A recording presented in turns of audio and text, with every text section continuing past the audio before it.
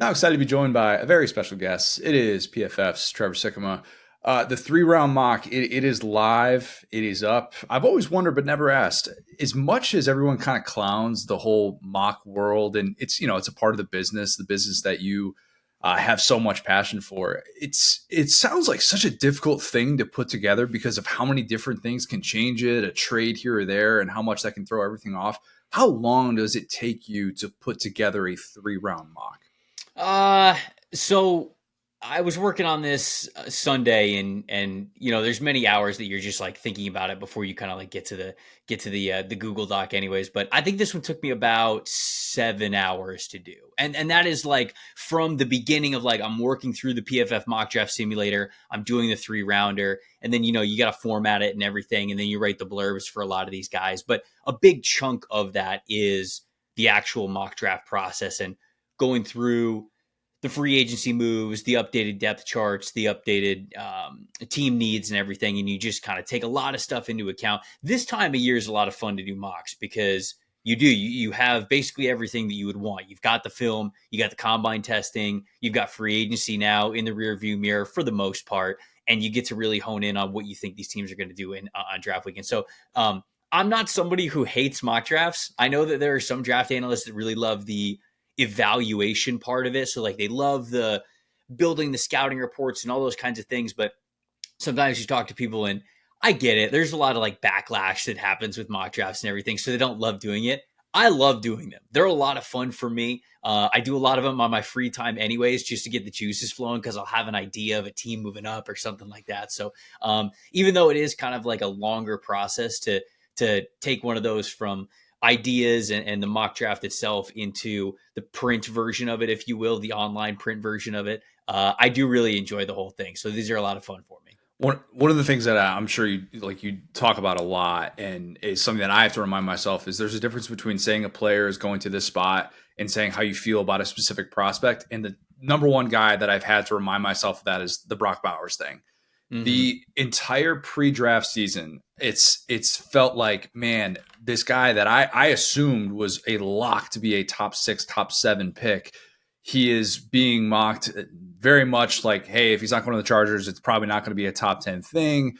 You have him going 15 to the Colts. I know he's been pretty banged up, but you've been pretty consistent throughout this entire process that he's not going to be a top 10 pick. Tell me why so many teams are willing to pass up on the greatest tight end in college football history. Yeah, I mean, here's the thing, man. Like Brock Bowers is awesome, and there is a difference between being high on an overall big board and then a team actually taking you high with one of those picks. And so with Brock Bowers, there's more than just the prospect evaluation part that comes into it. It's very easy to watch this guy. You could turn on the tape any year of the last 3 years and know that he's phenomenal. But with a tight end specifically, you also have to think about the financial part of it. And if Brock Bowers, let's say, for example, gets drafted in the top 10, well, rookie contracts are set when it comes to the draft. And so the higher you are picked in the draft, the more money you get paid. But there's a little bit of wiggle room with like certain like signing bonuses and things like that. But for the most part, the contracts are what they are. And that's what the CBA agreed upon. You don't have these crazy contracts like the Sam Bradford contract when he got drafted, where it was like this guy was getting over 50 million guaranteed and he hadn't even played it down yet. Well, they kind of put a stop to that with the later CBAs, and they said, okay, we're going to actually set a rookie wage scale. So now it's not about negotiations after you get drafted. Where you get drafted is how much money you are going to make over the next 4 years until you get another deal. So for Bowers, if he were to be picked in the top 10, anywhere in the top 10, he'd basically be a top 10 paid tight end in the NFL immediately because the position doesn't really garner a lot of money. Like the top tight ends, of course, like, guys like Travis Kelce, when Rob Gronkowski was around, like Darren Waller's had a huge deal, Mark Andrews, these guys, like they make serious money. But the gap, or I should say the fall off between those top 3, 4 guys and then even average tight ends is a lot. So all of a sudden, Brock hasn't even played down in the NFL yet, and you're paying him as if he is top 10 in the position in the league. Now, he might be, right? And that's fine. You got to be okay with that investment. But it's just something to think about because, for example, for an edge rusher, if you draft an edge rusher in the top 10, Well, it doesn't matter if they're good or not. Like that's going to be a steal for top edge rusher money. Of course, the same with quarterbacks. Of course, the same with wide receivers as well, offensive tackles. You just get more of a steal if you nail it at one of those positions and get that whole rookie contract for them than you would if you're a tight end. If you draft Brock Bowers, it's like, okay, I think you're going to be good, but you also better be good because we're already paying you as if you are. So I think that kind of goes into the equation. But then there's also something to think about with Bowers is for as much as I think that he is a pound for pound, like strong player, good all around tight end, this is somebody who, and I'm looking at his combine numbers right now, 23rd percentile for the position at the NFL level in height, 12th percentile for the NFL at that position in weight, and then the wingspan, the arm length, the hand size, all of it is below 40th or 50th percentile anyways. So you just have to think about him a little bit differently, because if you draft him saying, oh my goodness, this is a 5-tool tight end, he could do literally anything, I don't think that's going to be the case at the NFL level. It's not like you're going to be able to have him on the line of scrimmage and have him go one-on-one with defensive ends. Like, he just doesn't have that size. He'd get away with it in college, even in a great conference like the SEC. But the NFL, it's a little bit different. These guys are bigger, they're faster, they're stronger. And so his measurables are also something that you have to think about. It's not like he is this, again, like built like a Rob Gronkowski type of a player. He's not. So he's more of a receiving tight end, and that's okay. That's totally fine. He was dominant at that when he was at Georgia. But these are just the conversations that you have to have that might say that might lead you from going, man, in terms of tight ends, hard to grade him much higher from a evaluation standpoint. But where you draft him, that conversation is a little bit different. And some teams will take that more seriously, and others might just go, hey, we love the dude, we're taking him anyways, it doesn't matter. The pay scale is a really good part of it. The part that I hate about like the entire conversation is, well, Kyle Pitts showed you why you shouldn't take a tight end that high. And it, like that's the part where I get lost in that one. And I all of a sudden I get really frustrated. It's like, as long as you tell me, okay, there's a little bit more of a reason, and I'll agree to disagree, like with some of the testing stuff that is valued by front offices in the way of like, all right, what's this guy looking like at football speed? Look at the guys that he has taken on in the SEC that are defensive linemen and stuff like that, the willingness to block, all those different things. But just tell me that Kyle Pitts isn't going to be part of the reason why this guy isn't a top 10 pick.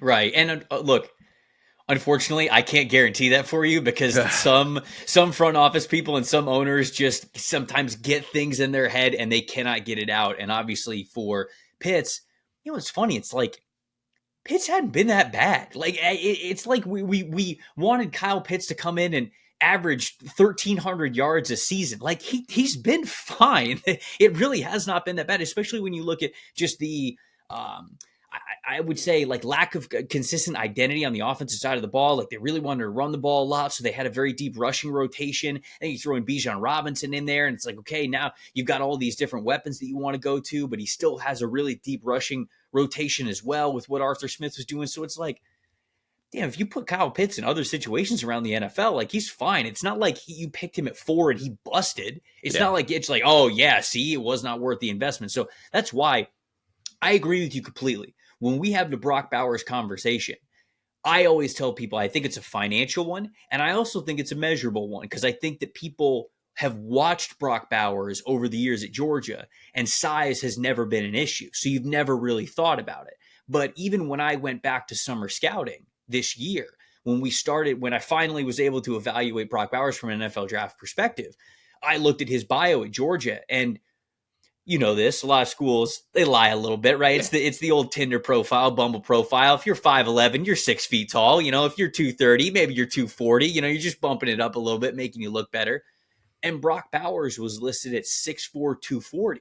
And I'm like, uh-oh, is he below 6'4", and is he below 240? Because that, like it showed up at the combine, that makes you light for a tight end. That doesn't make you this all around, I can play you anywhere, I can play you in line, play in the slot. And he can do a lot of those things, but it is different when you have that size that is much, much smaller than what you are usually used to at the NFL level. So those are the two categories that I think are valid of why Brock Bowers might be more of a number 8 overall to number 15 overall guy, instead of like a guy who's got to go in the top 5 because of how good he's been over the last 3 years. The draft starts at 2 with what Washington is going to do. It feels like the Drake May, Jayden Daniels discourse is kind of at peak levels right now. You Yeah. have May as that number 2 overall pick. Do you believe May is a better prospect, or that this is about just what the Commanders are looking for and not so much about like who Jayden Daniels is, and it's more about like this is just kind of the way that they want to run their offense. They don't want to have, a quarterback that's quite as mobile, taking those types of hits, maybe a little bit of the RG3 scars that are still probably there for the organization. Yeah, I don't think there's the RG3 scars. If it was the old ownership, if it was still the old regime, maybe Sure. I think that a little bit. But new ownership, new general manager, new head coach, everything. I think that those feelings, or I guess just those historical feelings, I should say, aren't there. Although I do obviously see a little bit of the similarities with both Jayden Daniels and RG3 being these more slender type of dual threat quarterbacks. So the visual comp is there, but I don't think that's really holding things up. I definitely, if I've got Maye at 2, or if anybody has Maye at 2 over Jayden Daniels, you absolutely have to just think he is a better prospect, because there's no doubt about it. If you just look at last year's production, Jayden Daniels blows everybody out of the water. I mean, he was the best quarterback of the bunch in 2023. There's no question about it. But what I like the most about Maye over Daniels specifically, I think that it's three things. I'll say three things. One, I just think his arm's better. I really do. I watched Drake May and I watched that ball rocket off of his wrist. I think that when he comes into the NFL, he has top tier quarterback NFL arm strength and NFL arm talent. Now, is it quite Josh Allen? Is it Anthony Richardson? No, but it doesn't have to be that. It's a little bit below maybe what Justin Herbert is, but it's still in that category of I'm never going to be worried about Drake May's arm talent, especially when it comes to velocity and ripping it over the middle of the field. That's point 2 for me. A lot of experience for Drake May over the last 2 years throwing over the middle of the field, specifically between 10 to 20 yards between the numbers. That is what you want to be good at and experienced at when it comes to the NFL level, because you've got to force defenses to defend every blade of grass. And for a lot of these offenses in college football, they like throwing to the sideline. They like being outside the number passing offenses, which is fine. Wins you a lot of good games. And I'm not going to sit here and say that throws to the sideline are easy. They're not. They take a lot of anticipation, a lot of accuracy. They're very important. But for a lot of offenses in the college level, they focus so much outside the numbers, they just don't have their quarterback really looking over the middle often. And I think you just see a lack of experience show up in the timing of how you are reading that part of the field, knowing when to go there, knowing when to attack it when it is weak in a certain type of coverage. And I think that Maye does that very well. He's had a lot of success in that area over the last 2 years. And then the final thing is just durability. He's bigger. He's thicker. When he talks about like taking those big hits, both of these guys are mobile. Jayden certainly, I think, more of a straight line athlete. He's a better straight line athlete. But Jayden's also taking a punishment. And it's like, man, we got to get this dude in like baseball score or something. You got to like understand how to slide, man. You got to protect yourself. At least that's what I hope for him, because he's a hell of a talent.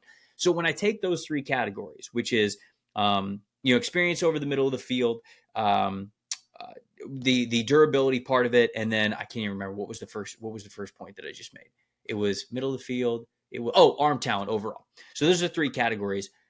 I think that Jayden has a adequate arm for the NFL level, but I think because Jayden has hit so many of these deep shots in LSU's offense, the slot fades, the go routes to Brian Thomas Jr. and to Malik Neighbors, I think his arm is being romanticized a little bit. That's the word that I keep coming back to, because there's a lot of quarterbacks out there who, if you have good mechanics, you can put enough trajectory on the ball to get it to where it needs to go deep down the field. But can you really rip it over the middle?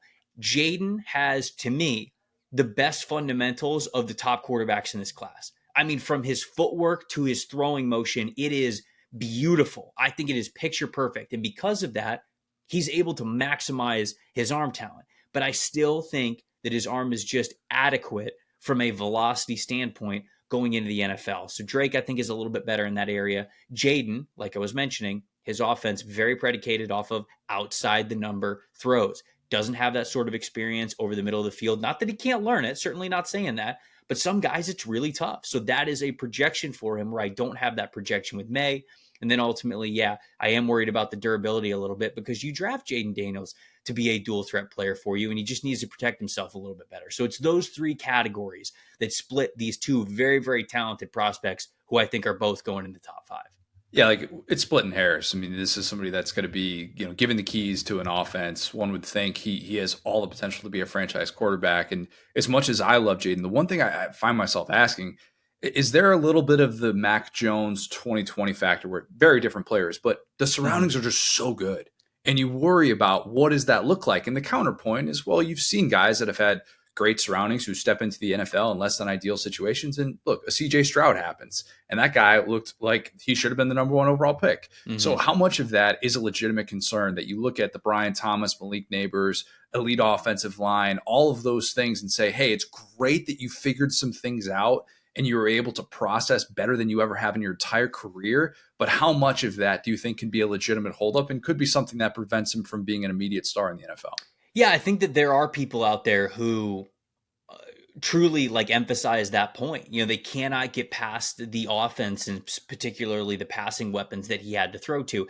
I would say that would be more of a concern for me if I didn't know Jayden's path to getting to how good he is now, right? True. Because I remember watching him at Arizona State, and at Arizona State, he was very clearly I am a running quarterback. And then when the defense kind of comes down and tries to collapse on me for these RPOs or these quarterback draws or just escape plays, scramble plays, whatever, boom, I'm going to hit it over the top. And he was basically like deep shot or I'm running the football. That was basically it when he was at Arizona State. So you saw the talent there, but he wasn't going through progressions. He wasn't feeling a pocket. He wasn't hanging tough in a pocket. None of that when he was at Arizona State.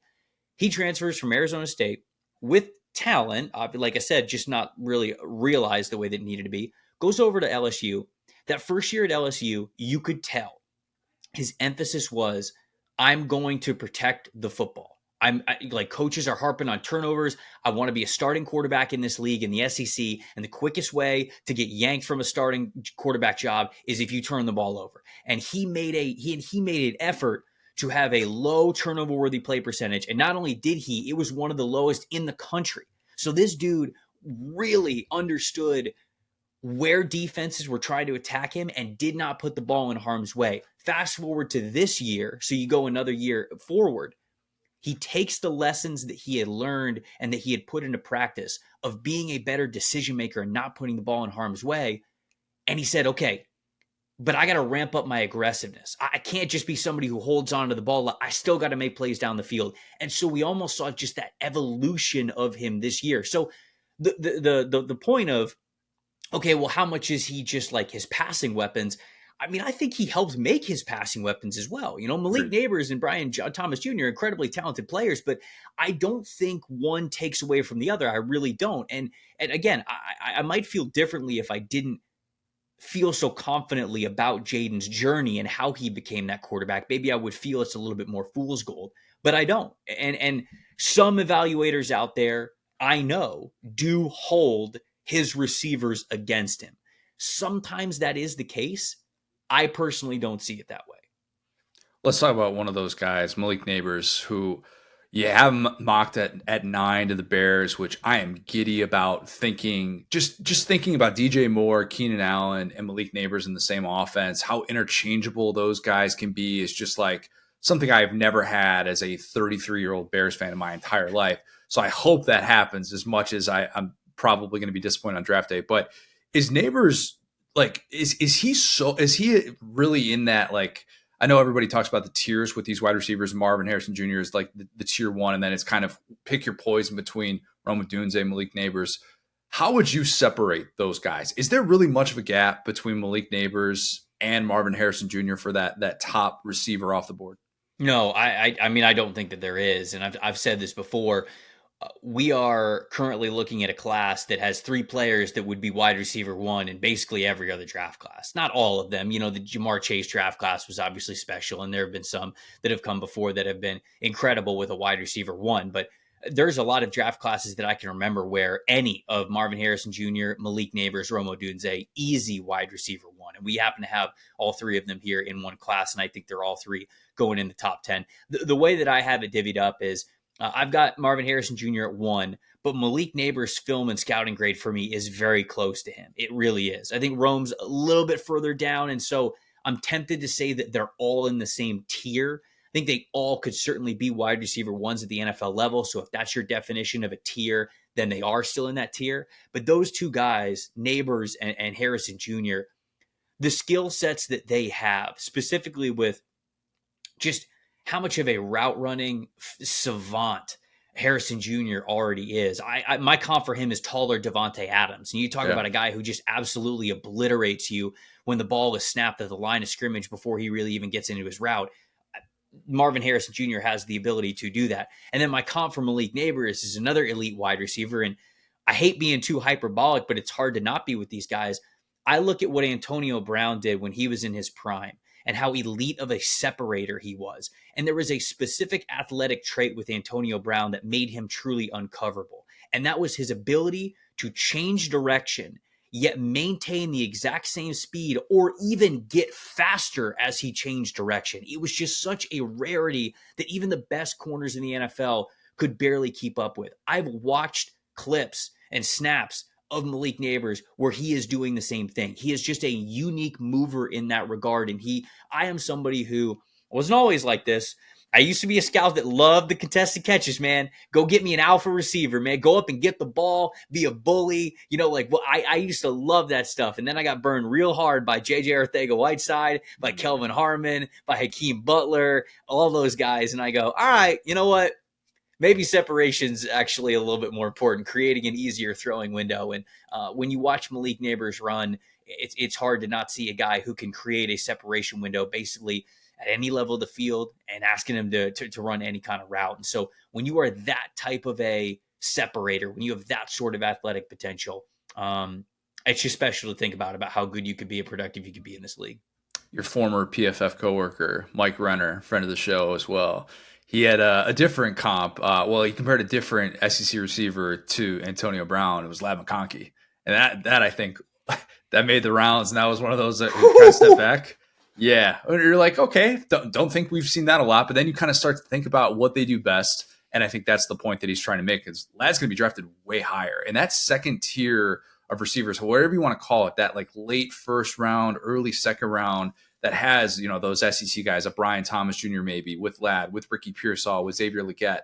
Mm-hmm. It's loaded, man. Like if I miss out on one of those first three receivers and I'm picking off the board and I got one of those guys that are falling to me, if maybe I'm the Chiefs or something like that, it feels like the market is really, really good. Which one of those guys, I know you just talked yourself off of the go get it receiver, the bully ball type receiver, but which one of those guys do you think is maybe best built to step in and help a good team immediately? Yeah, I mean, there are so many good receivers in this class. I mentioned at the top, it's obviously very, very talented in those top three guys. But we're having conversations right now of what's this draft going to look like? Is this wide receiver class so good that we're going to have a record-breaking number of them in the first round, or is it so good and so deep that these teams are going to say, no, let's go after a different position in the first round? We know we can probably get a good receiver in round 2 or round 3. So that's going to be a fascinating development that nobody's going to know until draft weekend rolls around. Brian Thomas Jr. is in the mix to be my wide receiver 4. And that's one of the biggest question marks that we have left for this draft class, kind of who's going to be wide receiver 4. I think Brian Thomas Jr. is in that conversation. I think Troy Franklin from Oregon's in that conversation. I think A.D. Mitchell from Texas. So I was going to say not technically an SEC guy, but technically an SEC guy. Yeah. It came from Georgia. Obviously, Texas coming over, so I can talk about him on this show. And then obviously I think that Lab McConkey is in there as well as a different sort of sized receiver. Ricky Pearsall's getting close. Xavier Legette's getting close, but I still think it's probably those 4 guys that I mentioned right there in that tier 2. And then Ricky Pearsall, Xavier Legette. I love Jermaine Burton from Alabama. I think he's going very underrated in this class. Like they are headlining that tier 3 of wide receivers. So it really is that group there. I think I lean A.D. Mitchell as my wide receiver 4, but honestly, if we did this podcast tomorrow, I might tell you Brian Thomas. If we did it the next day, I might tell you Troy Franklin. So it's a situation where every team's going to feel a little bit different because these guys have a little bit of a different flair to them. But to me, it's those 4 guys that are in the mix for whoever's going to be that 4th receiver off the board. Be honest, though, when you heard Legette's accent, you're like, That's a riser. He's moving up on my draft board. So I only knew about the accent because my fiance, Alyssa Lang, is a South Carolina grad. And so I watch a lot of South Carolina football, follow that program very closely, even outside of just scouting. And so I knew that Xavier Legette was a country dude. So I know that when the clips were making the rounds and everybody was like, that is not how I expected him to talk. I was like, man, I've been told that he cares about football, he cares about hunting, and that's just kind of dude he is. Might just hire him to do ad reads for us. It'd be incredible. Unbelievable. If the Panthers draft him, they absolutely will. I'm just saying they should. Let's get you out of here on this. I always like to spin it forward to next year. I know you've watched plenty of Carson Beck. Already you're a Florida guy. Alyssa had a handful of Georgia games last year. Mm-hmm. When you do your way too early mocks for 2025, and I realize some of this stuff is premature, but do you anticipate Carson Beck being one of those top 5 guys overall, or are you higher on maybe the potential of Jalen Milroe or Jackson Dart or Quinn Ewers? Yeah, next year's quarterback class is going to be an interesting one because we're currently watching the unraveling, if you will, of the 2021 NFL draft class, where it's like, okay, Trevor Lawrence is good, but everyone else is basically being traded for day 3 picks already. We had 5 quarterbacks go in the top 15. I think you're also seeing the same thing with the 2022 class as well, right? Desmond Ridder gets traded. Sam Howell gets traded. Matt Corral's not even in the league anymore. Kenny Pickett gets traded. And so it's like, man, when I hear about next year's class, I think it's a lot of good options. Like I was evaluating Carson Beck, right? He was draft eligible this year. And I think that he would have been a really nice quarterback that probably would have headlined, I got to think probably that like QB5 spot. Like I feel like he would have been the in-between between like JJ McCarthy at QB4 and Bo Nix or Michael Penix at QB6. He'd probably be somewhere right in that middle area. But even with that being the case, I think a lot of early mock drafts for him still had him, back end of the first round, early part of the second round. Are you really just going to vault him up into a top 5 spot just because he's a quarterback? Now we know that sometimes that's how the league works, but I prefaced it with those other 2 quarterback classes, 2021 and 2022, to say I wonder if there's a little bit of hesitation with doing that again, with really investing in those quarterbacks again, if you don't 100% believe in them. So to answer your original question, though, I think Beck is right there at the forefront of the conversation. It's him. I think it's Quinn Ewers. I think it's Shedeur Sanders, right? I think Milroe is certainly in the mix, but there's no doubt about it that the NFL is going to want to see him more from a traditional passing standpoint. We all know what he could do as a runner. Absolutely electric. We saw that this past year. Another year as a starting quarterback. Let's see you go through the progressions a little bit more. Let's see you become a little bit more of a passer because he's got that howitzer of an arm. But it's really maximizing your true dual threat ability. I think taking that next step in those big time throws, limiting those turnover worthy plays specifically that you're going to want to see from him. So he's the wild card in that conversation. But yeah, I think that Beck is right up there with those guys. However, the league wants to view the quarterbacks, I think Beck will be towards the front of that line as we get into next season. Trevor, you're the best. Great stuff, man. Everybody go check out the 3-round mock. It is available on PFF.com. We'll do it again soon, man. Appreciate it, brother. Anytime.